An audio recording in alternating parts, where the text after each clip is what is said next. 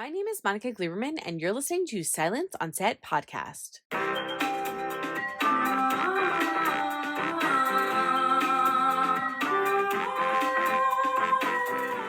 On today's podcast, we're speaking to David Berry, best known as Lord John Grey, on Starz' hit Outlander. In the 7th season of Outlander, Jamie, Claire, and their family are caught in the violent birth pains of an emerging nation as armies march to war and British institutions crumble in the face of armed rebellions. So, to talk about the first half of season 7, which has been released, and to give us some hints into the second half of season 7, which is still to come, here is the one and only David Berry. Well, let's start off, obviously, with the big one that everyone's going to be talking about, Outlander. So can we go back a little bit to where we left off? Because we didn't see that much of Lord John Grey, but like, where is he kind of at the tail end of the first half of 7? And is there anything you could tease for the second half of 7?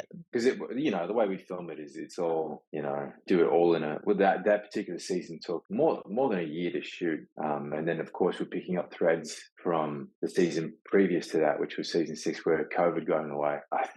I'm pretty sure actually, now it's come back to me, Lord John and Jamie had a discussion about their new allegiances, and that Jamie and John can't associate anymore. And then John gave Jamie the sapphire that he got from Ardsmuir. And then I don't know where. Oh, and then we don't see Lord John. I guess he's somewhere. Maybe he's at his plantation, I guess. Yeah, like we kind of see him, and then he goes off to do probably something super important. I looked it up because I'm terrible with names too. So it's this season 7, episode 2, The Happiest Place on Earth was the episode we're in. Yeah, that's it. And then I think it ends season 7 part 1 ends with a bit of a battle between. Okay, so it ends in a battle. That it should be. Here, I'll help you out. So it ends. Yeah. There's a huge battle going on. You have William, who's reintroduced, right? So him and his biological father, it's like Jamie are starting to form some sort of relationship, sort of, but they're on opposite sides. Drama as usual ensues, and it ends on a semi sort of cliffhanger. And what's the cliffhanger? I can't remember what the cliffhanger is. Oh my gosh, don't get me in trouble with the fans. Okay, look, we're all going to get in trouble here. Let's just say, look, it has been a while. It's been a while. Oh, it ends. Oh my gosh, it has been a while. Because I'm going, Jamie gets shot, but then we find out that he's okay. David, you're supposed to help me with this. You're on the show. well, clearly, I'm not an expert. It ends. It ends with more stuff going on and continuing. But I think a lot of people are excited for the second half. I'll get us out of this for the second half, because if you read the books, and again, we don't want to give away too many spoilers, but you're quite involved in the second half. And I feel like I'm going to be a little scarred with some of the stuff that happens in the second half, because there's relationship dynamic changes. I think I could say that. I don't know if I'll get in trouble. I could get in trouble for it, so that you don't get in trouble. There's more scenes, I think, with Claire and things coming up that people are probably anticipating. So is there anything that you can tease about the second half and what we're going to see? Because there's a lot of you, I'm assuming. Yeah, there will be a lot more of Lord John. And he'll be there to, things get a lot more complicated. I think he gets a lot more involved in the Frasers' life than ever before.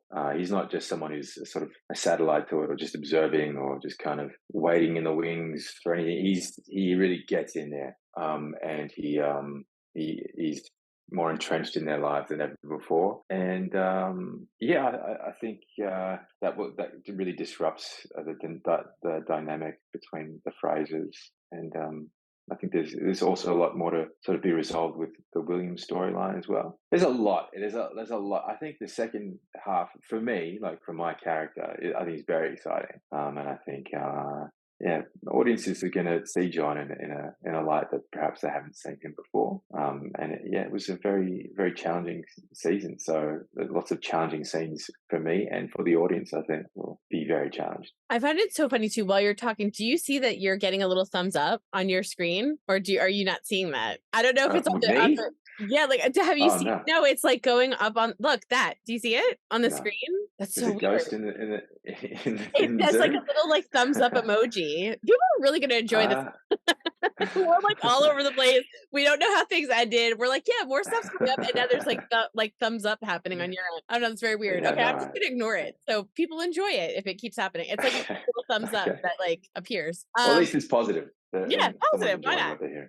That would happen with you because I was saying before you're so kind-hearted and No, adorable. okay. So of course that would happen. So yeah, so we are gonna see quite. I'm nervous. This is like a question. Okay, so I don't know how to properly ask this question. For the second half of season 7, did you have to work with an intimacy coordinator, or were you nervous about any scenes that you might have to like?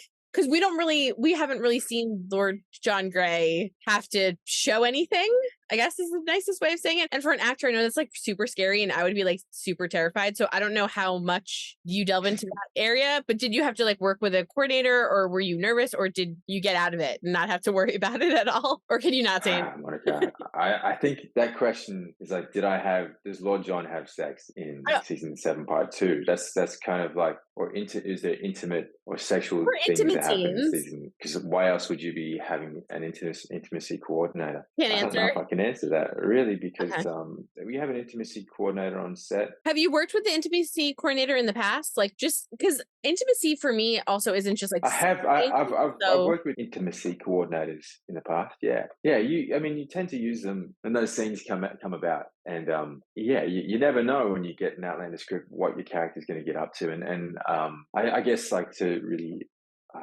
give you some insider baseball here, I guess the term is that when you sign up for Outlander, there is contractual agreements as well. Before you sign up for any project, there's all issues of consent, and it's something that's very important these days. But you have nudity clauses and stuff. So in this show, I remember when I first signed up, one of the first things that my agent told me is that, hey, there is a nudity clause in this, and you're going to have to sign away this, that, and the other. And I think at that moment you're pretty much all in. You're like, okay, well, if it happens, then I might have to get my kid off, and I might have to do that. And I don't really find that intimidating. I find that sort of, just another exploration of the character. I never thought that in Outlander it was particularly gratuitous or sensationalized, or there's definitely an erotic component to it, but I think it only serves to enhance like our understanding of the characters and their relationships. I think the show does a really great job of that, so I was all in on that. Like that's fine, and I think like the way that the show explores sexuality has been quite groundbreaking, especially in terms of television, and I think that this show always tries to push the envelope on that, and having an intimacy coordinator on set to sort of shepherd you through that has been really important for the show. I think I'm just speaking in general terms here, not. Yeah, no, I'm not going to give you a trouble. But I was curious too, because I'm not working on set. So I don't know if they also, I'm assuming not just for sex, but like they also help in terms of intimacy, which could be done in other ways, like conversational or relationships. So I don't know if they come in for that or if it's like, so. Yeah, look, that's an interesting topic. Like the way that intimacy now coordinators interface with productions, and like there has been a big, I want to say, revolution in the industry in the way that like any kind of intimacy is depicted on screen, and so everyone feels safe and comfortable. In the old days, you just kind of like get on set and either figure it out beforehand because you don't get much time, and you sort of sometimes you just say like, let's just let it rip, let's just see what happens, and that's scary. So an intimacy coordinator can be there to sort of puzzle that out with you, but there is something nice and spontaneous about that. On the other end of that, now I have experience that with some intimacy coordination, it comes down to sort of even the most minute interaction, like would you feel comfortable with a hug there or a pat on your shoulder there? And I do find that sometimes that stifles a bit of creativity or sort of humanity about your performance. But I also see that the utility of that. It is a really careful balancing act, and a lot of it just comes down to a communication and trust. It's a big tightrope walk. I don't know. There's like, as I said, there's a bigger conversation to unpack there, and I don't think I'm qualified to make that. But I know that, there's certainly been a change in the way that intimacy is filmed on screen. And I kind of, and I like it. And I think for every actor, obviously, it's probably different. But like I don't necessarily associate just intimacy coordinator with a sexual scene, because there's so much intimacy that can happen without that, like on camera. So the intimacy if they get involved in how they, work all of that kind of stuff. I think what's special about this show is that it depicts physical intimacy, but you also really feel the emotional intimacy between these characters, and that's what really we're responsible for as actors. You can see it in a look. You can see it. I know fans get really like just froth over the way that like Lord John just looks at Jamie, and there's just so much intimacy in that. And I mean, like that's just all personal to me and stuff that I conjure up in my head. And sometimes Sam might not even be there on the other end of the camera that I'm looking at. That's just imaginative stuff. And yeah, I think like the emotional intimacy between two partners and scene partners, that's the trust that you get between like working with your fellow actor and, you know, the stuff that, you know, just knowing each other, and also the years that we've had on this show, that you can really get to a depth of intimacy and emotional intimacy that doesn't really require physicality. I mean, that's a very interesting point you raised there. Yeah. See, so I wasn't totally talking during. That's why I was like, I had to phrase this because I was trying to ask like on both ends, but no, I think you gave a really great answer, because a lot of us don't know. Like, we don't know what that entails or how difficult it is, or how involved they are, and every actor is so different. So I think that's like really interesting for you. You know, you've done other projects, obviously. For this has been a very long period of time that's coming to an end. But for you as an actor, do you view it differently because you've been doing it for such a long period of time? Does it change how you work your process? Is that different from doing like a film or a TV show where it might be a shorter time period that you're playing a character? My process in terms of acting? Yeah, and like developing them and characters and all that. Well, yeah, I mean, every show just really comes down to like the amount of time that you have. And this show, yeah, I've been on it for a length of time, so I'm really, you know, in the shoes of, I'm really in the skin. In the shoes, in the skin. I'm in the character of Lord John. I lived him for a while, so like when I step into it, there isn't that work that I have to do to just sort of. I have a shorthand with him, and I've lived a lot of his stuff on screen, and you know I have a familiarity with him. So in terms of preparation, there's not like a rush to prepare or create a character. And then you know other shows, like you just don't usually get the budget of something like Outlander. I think what audiences and what I will miss as well, everyone will miss, is just the investment that's been made into making Dana's books come to life. Like there's a lot of money there, a lot of people working on it, lots of time and effort, and shows like that, you know, I think you have to appreciate them when you have them and be grateful when they've gone. You know, like there's who knows if I'll go on to work on something of that scale or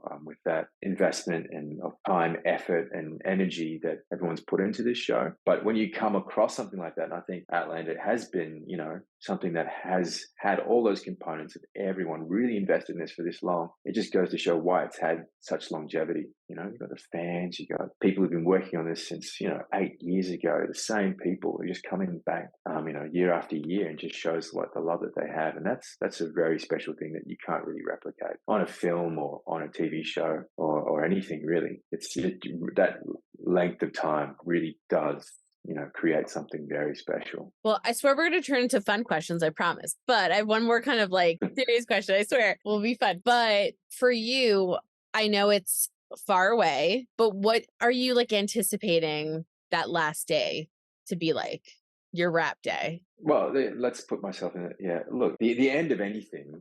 I've experienced ends of shows before, and there's another show that I was on for, you know, about 6 years of my life. And the funny thing about being on a TV set is like it is very unceremonious. Like you just kind of you finish that day, and then other people might have weeks of shooting left or a couple of days, and you might finish early, or you might, if you're lucky, have the very last scene on the very last day. And the thing is that, you know, it just sort of ends and then everyone moves on. There's a huge sense of like achievement that when you reach the end of your particular shooting block, and also sadness that, you know, you're not going to come back the next week or the next day or whatever. It's a really funny thing. Like so much of your life has been built on these experiences, and then, you know, in a snap of a finger, when someone's calls cut, it's just all over. And yeah, I don't really know if I'm prepared for that. Like I don't think anyone can be prepared for that, because you form such intense relationships with people, and then all of a sudden it just goes. And yeah, like I don't know, it's I don't know, like I feel that at the end of every season, because who knows if I'm gonna, you know,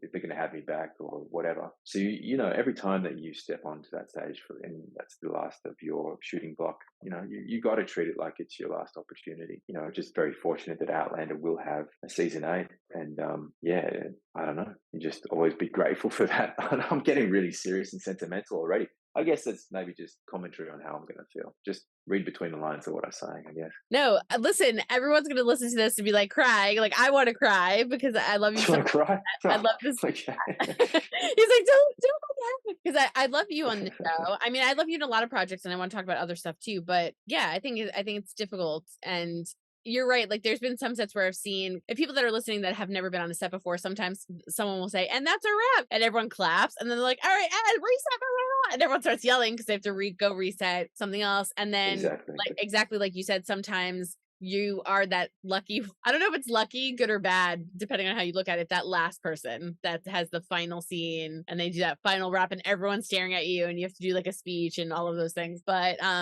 it's hard to say goodbye. And I think people love you so much on the show and love the show, and it's difficult. Yeah, well, the character will live on, won't he? Like he'll live on, but yeah, and all those wonderful like communities and fan groups that have come to exist, and those friendships that people have formed, those have gone on forever, and hopefully like the friendships that I formed and relationships I formed on the show, although we're all work colleagues, you know, like hopefully those will continue as well. You know, it's harder when you know you all live in very different aspects of the world. You don't have like a show to come together and see each other or whatever, like a premiere, or whatever, to see each other. So you know, I hope to maintain a lot of those relationships, but you know, it's going to be harder, and that's going to be sad to see, you know, that chapter of my life close. I'll have to do like an Outlander thing. I'll be like, Outlander cast, come maybe to the house. at least the space for the, you know, the reunion 10 years. Yeah, we'll do like a reunion or something in my backyard. We've all had horrible plastic surgery and like I don't know, gone through several like rehabs and we'll have all these like great stories to tell. maybe by that time. But okay, so fun stuff, I promise. So are you planning, and we'll try to keep it quiet from everyone there, are you planning on stealing anything? I know everyone's stolen. Everybody has stolen stuff already from this crew is a very thefty crew. And people will like admit it to me. Yeah, like people tell me stuff all the time that they stole. So is there anything that you're like hoping to steal / I'm gonna ask or walk away with it? I don't know if it counts as stealing, because every time I see on season 7, my standby costume person, Siri, who helps me get dressed, and she reports to Trisha and whatever, who's the head of costume design. I would tell her, I'm going to take this ring. It's a ring that I think Lord John wears on his right finger. We have about 5 of them just in case one of them gets lost. So I don't really think anyone would notice it getting missing. But if you ask and say that you're going to steal it, I don't think that counts as stealing. It's a ring. And it's sort of brass, and then on it has a lock of hair from Lord John's supposed first love, and it has an H on it, Hector. There we go. And he wears that. I think that's just a really cool ring. I love to keep that. I'm not going to like take home a pair of boots or like a jacket or something. Like, how am I going to wear that or keep that? Because I don't have no space in my house. So just a little ring, I think, and it's very sentimental, because I've worn that since the very first time, since season 3, and I'd love to keep that. Yeah, I think they'll give it to me. Come on. I think if they have extras, I mean, come on. One missing truck is not a big deal. Yeah, I really hope. I hope so. But other than that, I don't know. I'm not stealing anything. So I'm not getting in trouble. Yeah, you have a lot of thieves on that set, though. You should watch out, because it's just funny that people have taken all sorts. What are other people stealing? Oh my gosh, I don't want to write anybody out, but I've heard swords, costumes. Socks. This is like a big thing with you guys. Socks. I don't know why socks is. Yeah, socks. But, well, sometimes I have once or twice like gone home with a pair of socks that aren't mine. Just because you know, because you just socks. you wear them all day, and then you at the end of the day you're just like in a rush to get out of them. You're like, man, I've got to take my socks off. I guess that's a new pair of socks. Socks. Socks is a big thing. I've heard shoes. Someone's outfit. But if I say it, the person will know that they told me and I gave it away. But someone's outfit, hat. Someone took one of the hats. Yeah, you got a lot of people there. Candlestick, I think one person said. Candlestick from one of the houses. Yeah, I'm revealing people's secrets. They told me, but yeah, so a bunch of thieves over there. Well, I don't know. They could be asking, and they're saying.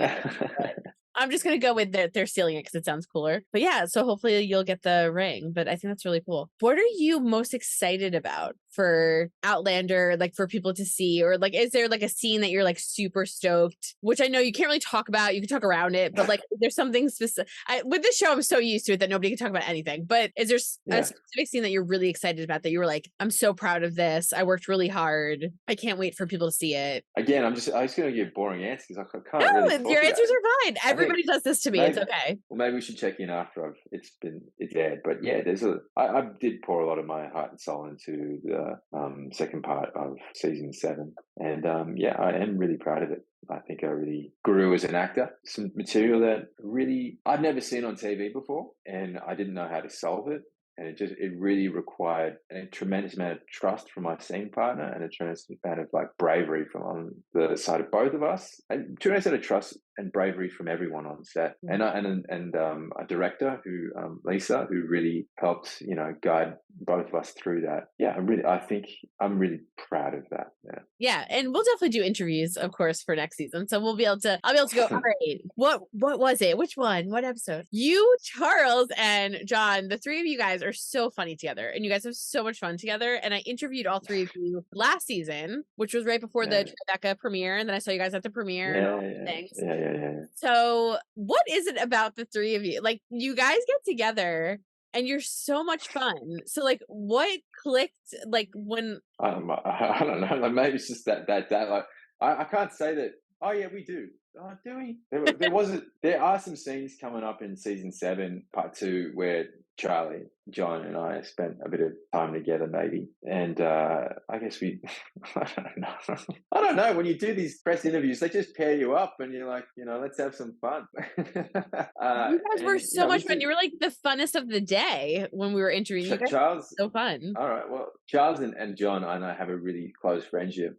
John is usually is kind of the social glue with Outlander. He's someone who's always like trying to make stuff happen, like outings and stuff. And I know he spent a lot of time with Charles, and like I've also spent a lot of time with Charles. I think like one thing that Charles and I connected over is like it is a very challenging experience being away from home and being in a place like a place that's not familiar to you for long periods of time. And I think I could see in Charles like a bit of myself in that, like, and we also connected, just going to the gym or just trying to make that time that we were away from our familiar surroundings, our family, all that kind of stuff, just a little bit more fun. And John, he's always up for a good time. So yeah, no, I adore both those boys. I think they're really great. You guys are so much fun because you do interviews all day long, so it's like super. I feel like it's super boring for the actor side, and then for the journalists, we're coming in and like you're like, hey, and you're probably getting the same questions all day long. And when I had the three of you, because I think that was the first year they paired the three of you together. You guys were just so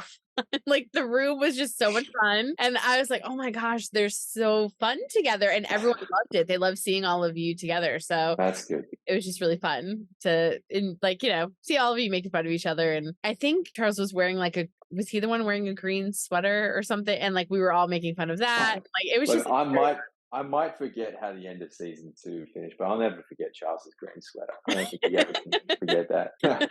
Yeah, it was one of the best for sure for interviews. I think that was something very charming about. That was I think Charles's first press junket. I know, and I think he wanted to be dressed nice or something. I don't know, but it was just very funny, and we were all making fun of it. And he was like, "But you guys, I loved it." It was great. It did. It's just I felt just really special. Be part of that. To be part of that experience. I don't know. Let's not get into it. I love that green sweater. We love it. Okay, so moving past Outlander, because I know we have questions and stuff from fans too about it. I wanted to talk to you. You did an audiobook, right? You voiced an audiobook. I don't know if you voiced it or voice over, but so talk to me about how that came about, because you do have, and again, compliment warning, trigger warning. You do have a very nice voice. You have a very soothing, calm. Thank you. So you did The Crater, right? Like a true Vietnam War story, which was that was a couple of years ago. That was a documentary. The audiobook was the Winding Road. I think it was. There was something about the road that came up during. It was COVID. I think. It was during COVID. You couldn't be on set, and I was approached to play this role, and had a really great cast attached to it. Some really like people that I've like worked with before and knew, like Yael and Noni, of course, who I'd worked with, who played my grandmother for 6 years on Place to Call Home, and Dacre, who is just hot off Stranger Things, and I really loved his work on that. And yeah, it was a really cool experience. I think we only had like maybe 2-3 days to record it, and we just sat in a socially distanced space, and we recorded the audio book. Yeah, I don't know what to tell you. Like, it was fun. I really like that experience. Like just 2 or 3 days of work. It was fun. Is it weird to like be by yourself and try to like make it sound a certain way, or? No, you're not by yourself. Like you have the other people in the scene, like to your left. They were to my left, like just, socially distanced away from me. The weird part is like, if you have to do a scene where, I remember there's a scene where I'm digging, for instance, and, you can't, you're not digging obviously in real life, but you have to give that you have to perform everything through your voice. You have to give the impression that you're digging. So, just little tricks that you do, like, you do a few push-ups beforehand to make yourself feel out of breath, and just remind yourself what your voice might sound like in scenarios and situations like that, or even when you're driving, like, what are you doing? How do you convey meaning through your voice? I think I was also speaking in an accent, and yeah, it's a cool experience. I'd love to do more like that. I actually, I feel more comfortable when I don't have to show my face. Like I think everyone does, and I love, one thing I do love is, listening to podcasts and listening and creating a visual world with my imagination and just being stimulated through your ear and like, envisioning a world that way. I think it's just really a rich experience. It's really cool. I find you such an interesting actor because I feel like you love the challenge of trying something new and figuring it out, right? Like, so an audiobook, the documentary, which I really liked. Again, it's from 2015, I think, and everyone can go look it up. The book is relatively recent, so everyone can listen to it. But you do a lot of different mediums, and I always feel like, oh, like how would I do that, or how do you do that? And I know for you, you come up with, like you just said, you come up with ways of making it work and figuring it out. Is there something that you haven't tried yet as an actor that you would like love to do, like play like a psychopath, like a total murder, or like just something that would really stretch you to feel uncomfortable, but in a place where you felt like you could achieve it? We've been, like sort of had a lot of time off because of this strike. I've just been very kind of chill. I've just been enjoying my time off. But because every time you step into a character, yeah, there is a challenge and you have to like rise to meet it or whatever. And I do find that kind of difficult, like it's the thing to really get yourself there into that mind space or whatever it is, and really, gear up and commit to it. That's always a big thing. So whenever I think about when people say, would you do this, would you do that, I have to think about the level of commitment that would require of me, and like my responsibilities to, my son and family. And is that something I really want to do? Like Outlander is something that really, really pushes me to the brink on that. But setting that aside, that's just one thing that I know that my friend Tim Downey did was, who's also been on Outlander. He recently did a video game, and he speaks about that and like the experience of like acting with blue screen or with like things attached to him and doing voice work and animation. That sounds like a really interesting like project to do, and like he's had the success that he's found there with his video game Baldur's Gate 3. I think it's not 3. Seems like a really interesting thing to do, to have your kind of avatar and be digitally rendered and stuff. Like the way he describes that is really cool. It's another means of expression, and yeah, I don't know, it sounds like a cool kind of gig. Yeah, so we need to get you on a video game. It looks really cool. It looks easier probably than it is, because I've seen that where they have like a camera here and they're wearing like a suit and there's things on them and there's cameras everywhere. So I'm sure it's much more difficult than it looks, but that would be perfect, I think, because I think that's something that you would enjoy. Blue screen stuff is, we're integrating a lot more with like technology and in the way performances, and use blue screen, and you think about performances like really great performances I've seen in the last 10 years. Like I think Josh Brolin, and we all saw this as Thanos, was like incredible. There's other like completely CG blended performances. Even, when that first came out with Star Wars and all of that, all those actors, those George Lucas ones, were just acting on a blue screen or whatever. And I think like the technical challenge of that would be like interesting to really kind of try out. I think you'd be really good at it. Just like I don't know. It sounds like a real trip, like to not look at your scene partner dressed like a complete dork and, have to not laugh at them at the same time. Or me, like the indignity and embarrassment of that would it'd be a lot to look past. or like I love when It's art. they show like behind the scenes when actors are doing their thing and there's like a tennis Yeah, ball. And I'm like, how did you do yeah, that? Like, and then they turn yeah, that into something, and this actor is just, and to me, I love that about the art because you don't realize yeah, how much effort that person did until you see the behind the scenes. And I'm like, oh my God, nothing was there. Like, nothing. And then like yeah, you'll hear someone off camera just go like, wave. And then like yeah, the waves coming and then they have to respond or react. And it's just, I don't know. To me, I find that fascinating. I think it's yeah. the I think coolest you're thing right. about I what think you do. it's really fascinating. Yeah. So, okay, so video game. I like that. I like that as an answer. I think that'd be really cool. So we'll manifest that out into the world. People Yeah. have been asking me too, do you have upcoming projects? I did some research. So I don't know if this is true or not, but according to research, We Were Only 19 is something that's in post that No, I don't even know what that is. no? No, Okay. So that no. came up and then I was checking to see if there was anything else. So do you have anything that you're currently working on, or even if you can't say it, like stuff in the future, I'd like to projects pretend coming that out? there's so much stuff coming up. Well, it's hard because of the It- strike. The strike really um, kind of set everything back a bit. So yeah, no, it did. Well, at the moment, I'm just gearing up towards to Christmas. That's enough in itself, honestly. Supposed to be singing at a carols thing in the city. We have something called the Carols in the Domain. That is on the 16th of December. Yeah, I'm supposed to be singing at that. And that's always fun. I've always sung at some kind of Christmas concert at the end of a year. This one is a slightly bigger one than I've done it in a while. But I remember the first one I ever did was like out in like the Ponds, which is somewhere outside of Sydney, and I had to dress up as Santa Claus at one point, and then also dress up as a wise man, come riding in on a camel, and sing all kinds of Christmas carols. It's something that I really enjoy, like the Christmas time. well, that's a perfect segue into your singing. So I started off by saying you totally changed all my questions because you released a little clip of you Mm. singing something that you recorded a while ago, Christmas related. It's so good. What can you not do? It's so annoying. Everything you do is so good, but everyone loves Plenty I it. can't do. Everyone loves Yeah. it. So what is this? Is this clip like for future? Are you going to make like a album, a CD at some point, songs that you're going to release on your own? I guarantee you when I open my phone to look at questions, somebody asked this because we love your voice. You have a I'm voice. really glad that the interest is there,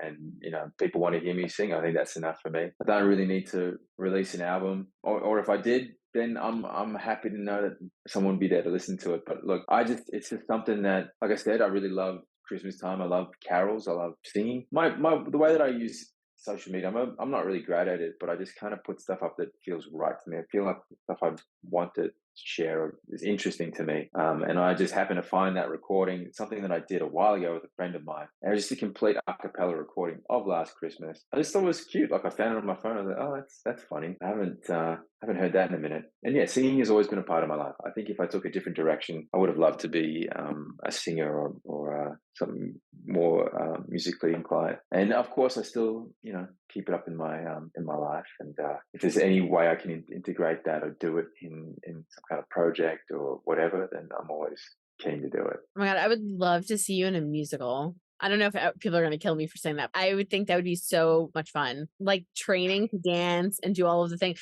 You have the voice, Yeah. you're good looking, you're a great actor. So I could see like a musical, like you'd be fantastic in that. Yeah, I've done musicals in the past, and certainly musical training to do the musicals is something that I could do. I think the thing with musicals is like they require a long commitment, Right. and Outlander is not something that has really allowed me to do that. Yeah, if you take on a musical, you typically have to be doing that for 6 months or more, and I haven't really had an opportunity to do something like that. I've had a few other short run musicals that I've done in the past, but yeah, look, there's some. I love a musical as well. There's some really great stuff there, and I love that they're converting a lot of musicals into films. I think one of the best films I've seen in the last few years is West Side Story, like the Steven Spielberg adaptation. Like I thought that was really terrific. Yeah, it was really if good. that opportunity came up, I would take that for sure. I was just gonna ask, so I was like, if they do a film, what if it's a musical film? Like, and because it's I auditioned for. I think the only one I've ever really auditioned for, I had a chance to audition for, was the Jersey Boys film. I think that was directed by Clint Eastwood. Didn't get that, but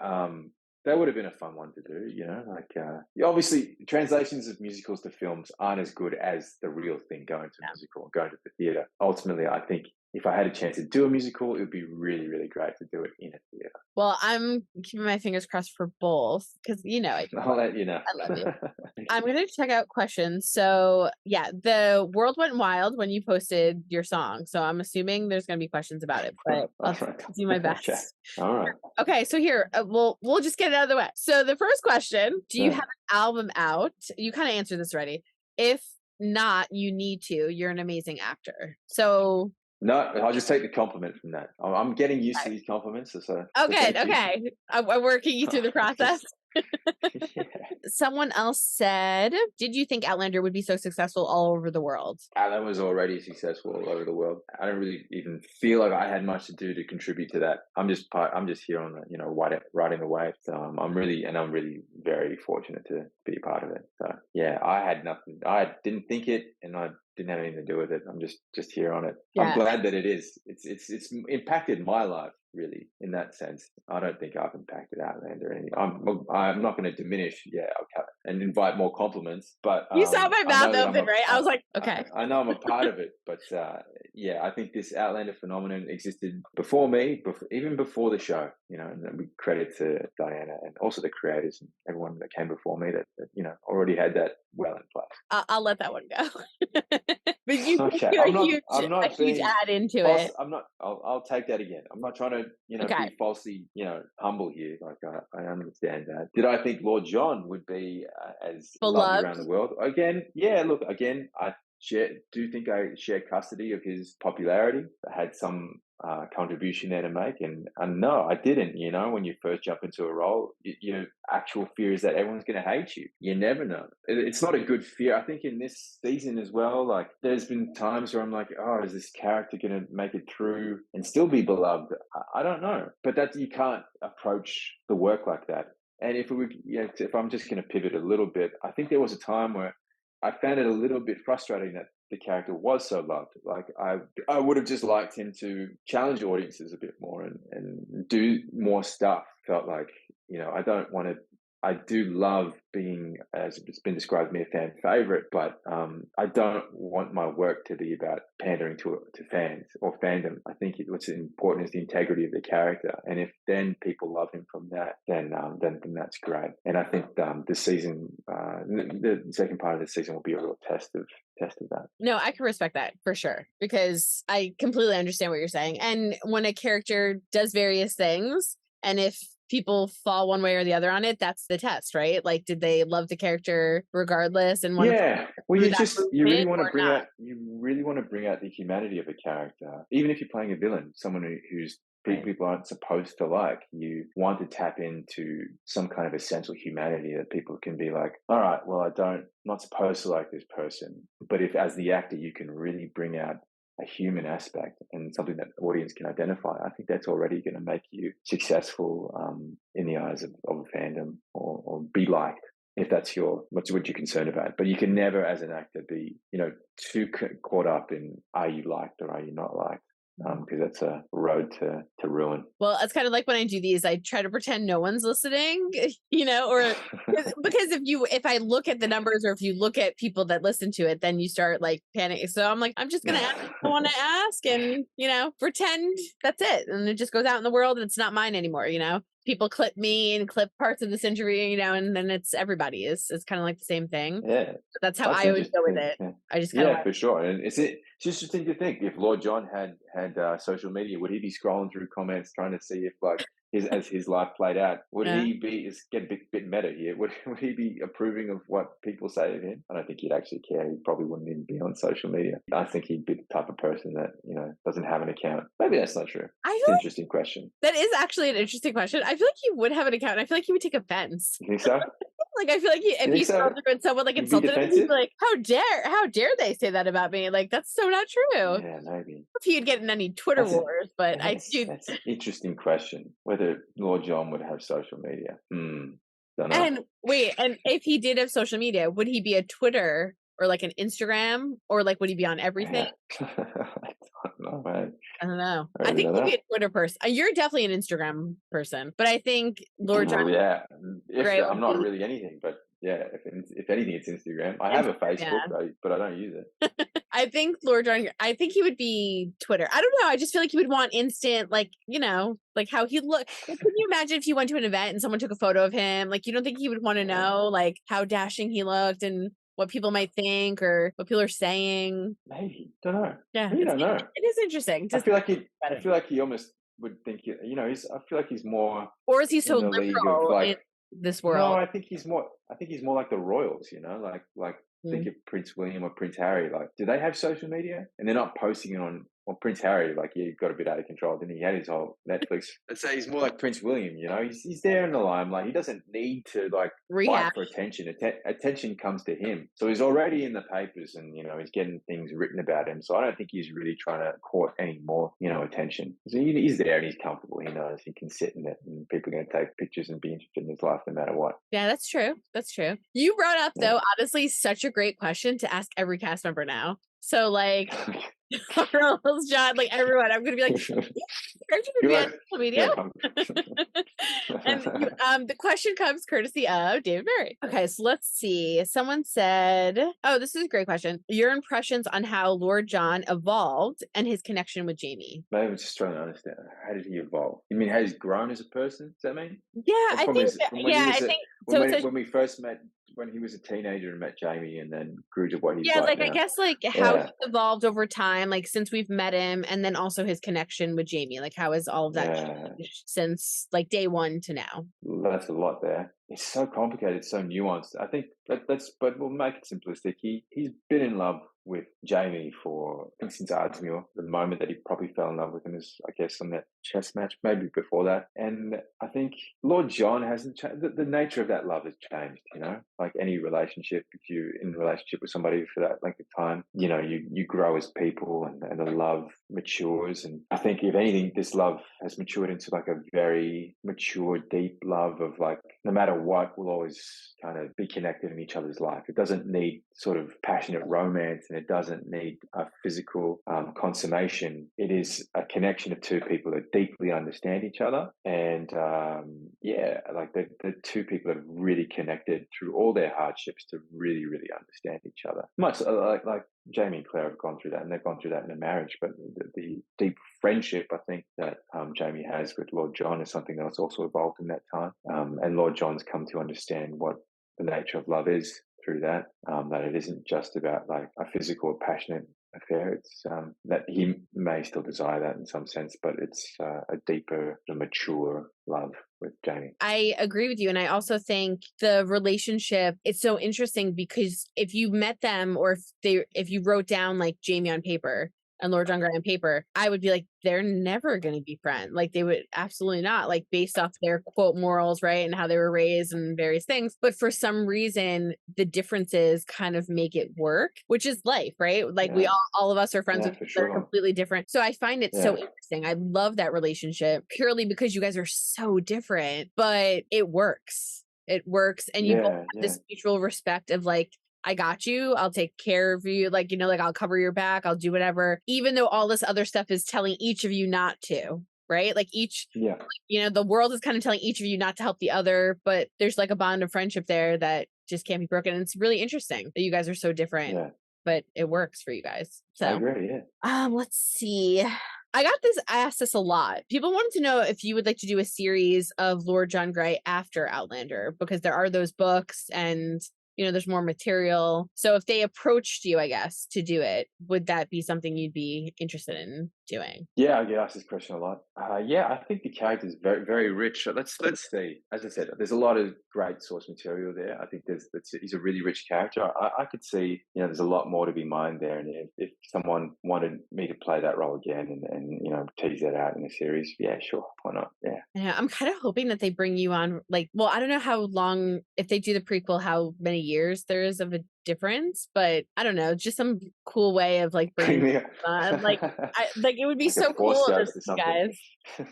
Yeah. That or like Yeah. super, like, I don't know, just like a cool way of like seeing you guys on there in some way, or I don't know. I just always thought it would be kind of cool. I don't know how that would happen. Creatively thinking of ways that might happen. We get really crazy with like sci-fi ways of doing that. Yeah. This is a good question from Twitter. Trendy Trainer asks, do you think there might be any possibility for LJG to sing in season 8? You do have a beautiful tone to your voice, David Berry. No, I don't think so.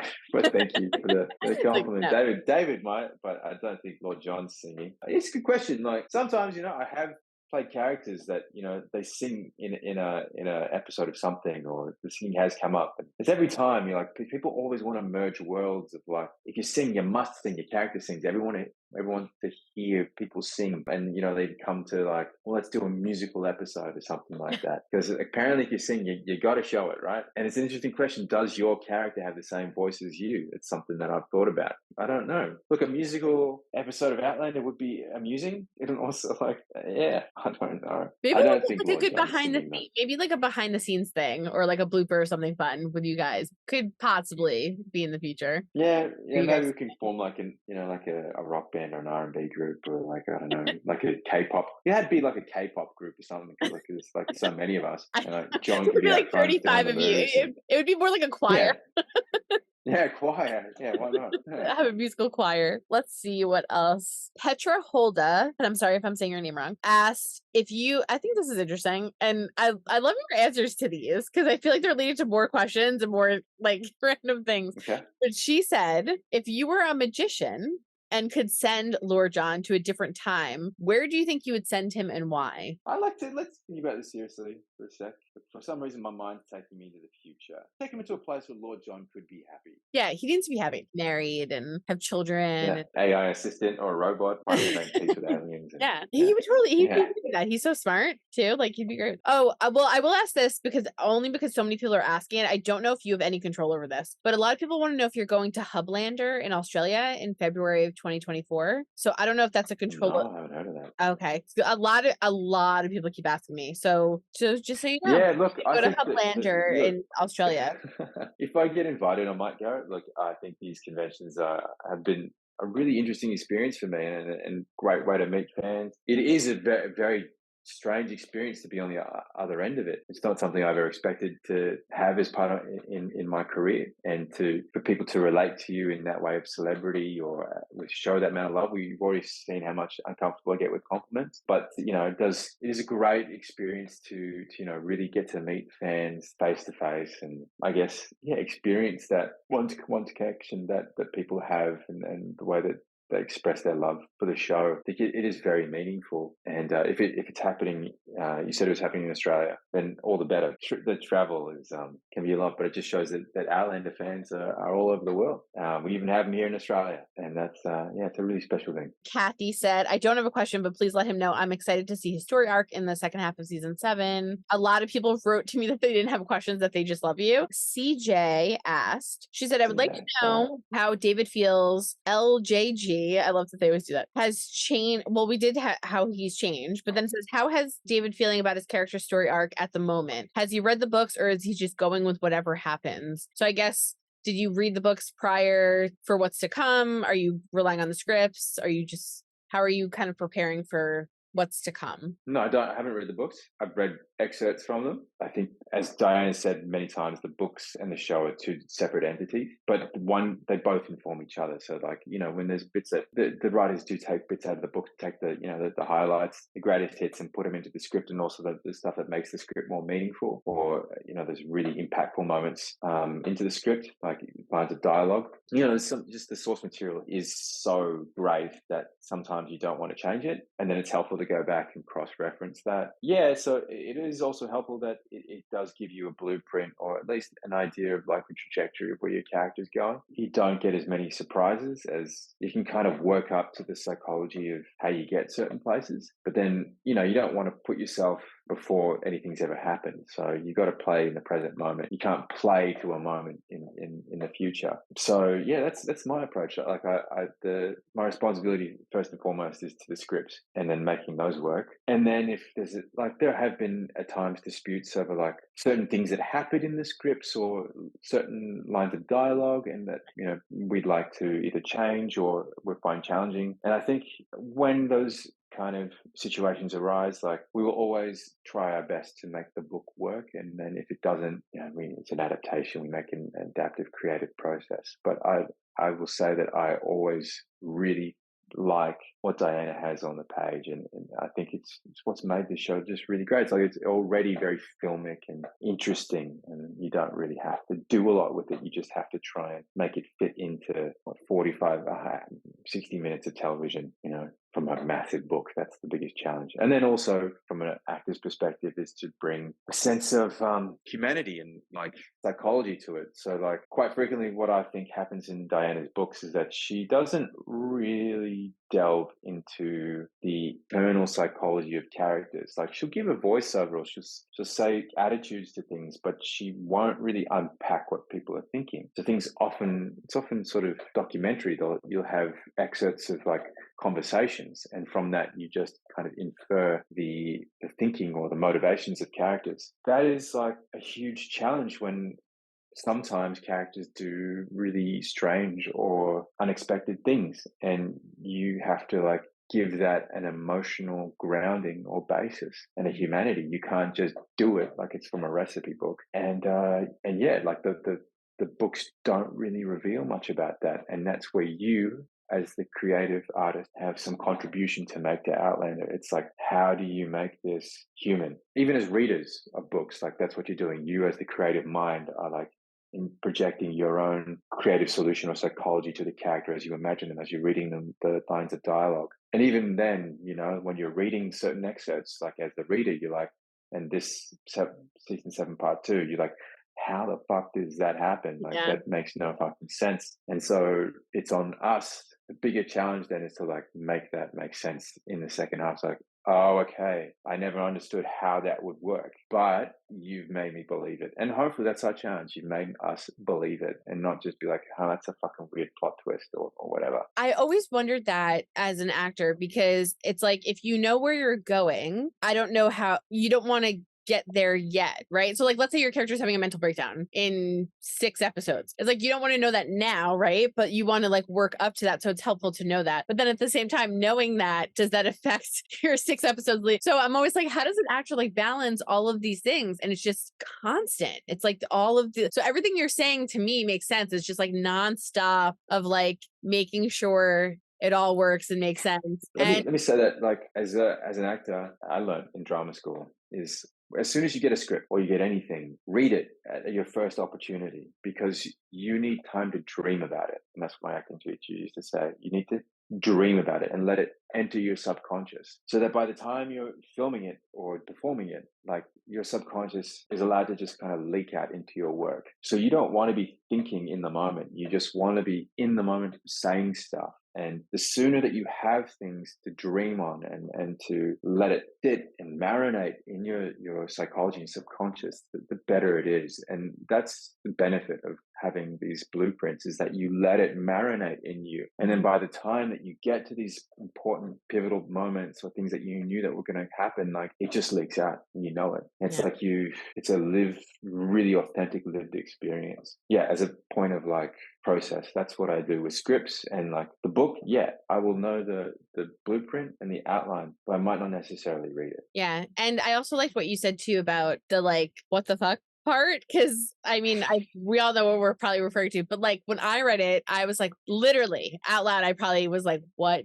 the fuck? Like I was like flipping it and I'm like, what? So you are right, and I never thought about it that way, that as characters you guys are going, okay, how do we make this work? And you have to make it, you have to do that leap, that connection, right? From A to Z for us in an episode, 2 episode, whatever it is, to make us go, oh, I get it. Like, I totally understand why a character would steal or why a character would make this horrible decision and go to prison or like whatever the case is. You guys do that. And so it's such an interesting thing. So it's like we can have all these preconceived notions and then you watch the episode and then you go, oh no, I'm turning, like I'm changing, like, you know, or there'll be like a bad character in a show and everyone's like, just give it time. And then as you start watching episodes, it starts changing and you start liking that character.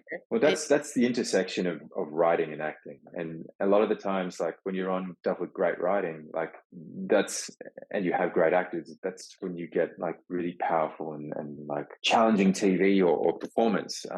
Like these things happen all the time in soap opera. Like you get really terrible plot twists and like audiences and actors are going like, what is going on? I don't like, and it's our challenge to make that work. Thing with Outlander is like, you know, Diana is not a soap opera writer. She's not putting in plot twists for the sake of sensationalism, although they do help a narrative from time to time. Like, but she's not, you know, writing a pot boiler.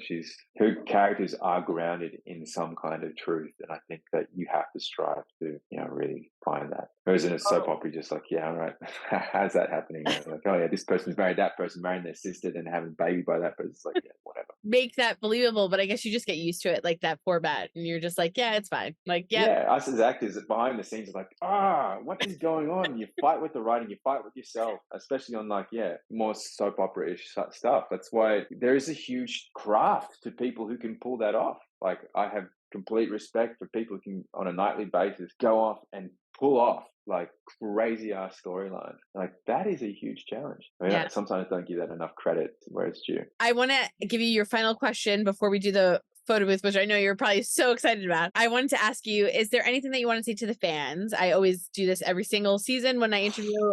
So when I interview you for next season, I'll ask you the same thing. It is a tough question because, you know, when I come to what can I say, I'm almost speechless. There's too much to say to really put into words how much their support and their love for the show and for me has really meant. Like it's almost impossible to put that into like a short little thing, but I guess let's just simplify it and say, you know, in the best way possible, just thank you. And we love you back. I love you back for everything that you've done for us and for me specifically. Your support means everything. Hope you guys enjoyed listening to David Berry talk about what it was like for the first half of season 7 for his character as Lord John Grey and give us a little bit of hints into what it's going to be like and the growth for his character in the second half of season 7. We don't have a date yet released from Starz, but we're hoping for one soon, but we are expecting the second half of season 7, obviously in 2024. So stay tuned for any information related to that. And of course, don't forget to hit the subscribe button so you're updated on all of our latest podcasts, and head over to our YouTube channel, hit subscribe so you're updated on all of our video content.